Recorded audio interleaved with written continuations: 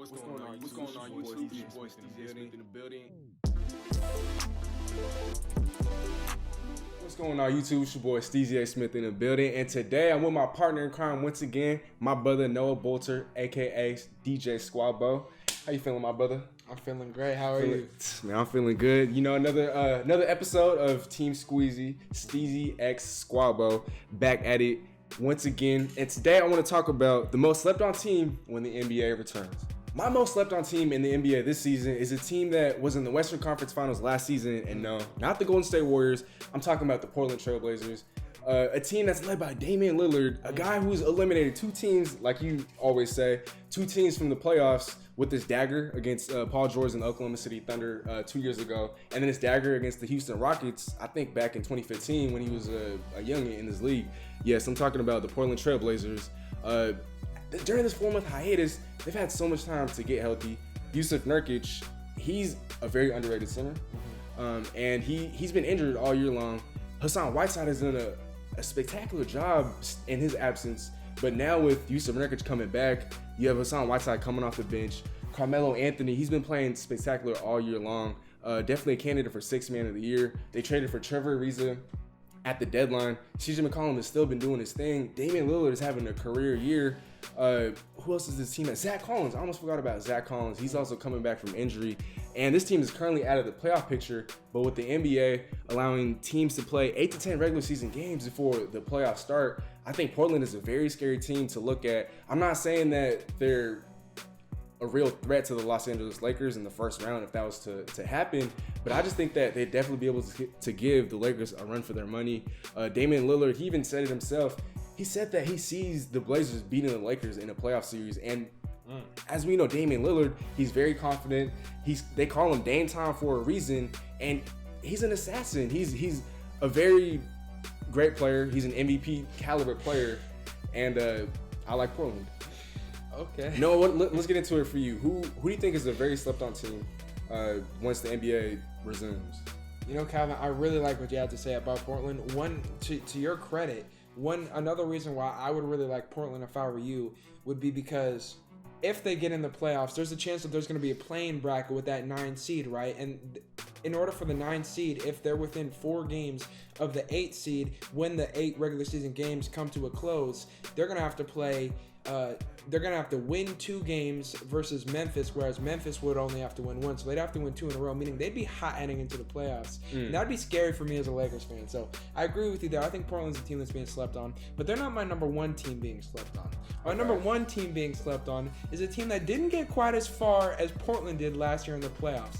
They've got 2 A overall stars that people wonder what tier they really lie in when it comes to the NBA's best. That's right, I'm talking about the Denver Nuggets.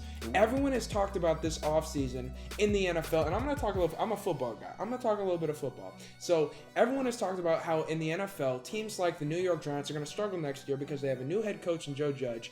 And with coronavirus, you can't be within 6 feet, so you're unable to implement your system. You can't run through it and figure out the flaws that are going to happen. You don't have minicamp, don't have OTAs. Training camp's going to be limited. Because of that, there are so many limitations with coronavirus, it's going to be hard to implement a new system. Well, if that applies to the NFL, I think a very similar approach would apply for the NBA. When you're talking about all these teams that have struggled with chemistry throughout the regular season, the Los Angeles Clippers with all the rest on them, the Lakers, that's a team that just got assembled last year. And while LeBron was already on this team, they haven't had a playoff run together, and because of that, they don't have that chemistry yet either. You look at a team like Milwaukee, I think they benefit because they were together last year. But the Denver Nuggets is a team that last year had 2 straight series that went 7 games. They learned so much. That was their learning curve series. Now they have time and experience with their head coach playing with each other, understanding how playoff basketball works, how physical it gets, going against Greg Popovich. What greater teacher is there in the NBA to learn about playoff basketball than Greg Popovich? Playing against him, winning and scratching out a 7-game series, and then going against Portland, having that multiple overtime game that they had against Portland, going down to a Game 7 and understanding what it's like to be on either side of a Game 7 loss. This is also a team that we don't have to worry about their chemistry because they just built off that last season. Last time we saw them is when it was built. They're being slept on. They have no pressure on them heading into the scenario. They're a very good team with two very good players heading into a scenario where they have better chemistry than most of the teams in the Western Conference, even Houston. Russell Westbrook just arrived down in Houston. Houston will have a problem because of the fact that they don't have any chemistry down there either. Still building it right now, trying to figure out how that system is going to work with two pieces and no bigs. Whereas Denver, we know what we're getting with them. And this is a time where established veteran teams are going to have a better chance than teams that just got thrown together. Because of that, I say Denver's my biggest sleeper. I think nobody's paying attention to them right now.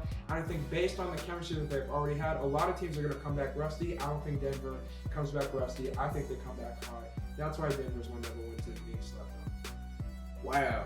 Spaz on him, man. No. Did you see Nikola Jokic, by the way? Lost a whole lot of weight. Just slimmed down.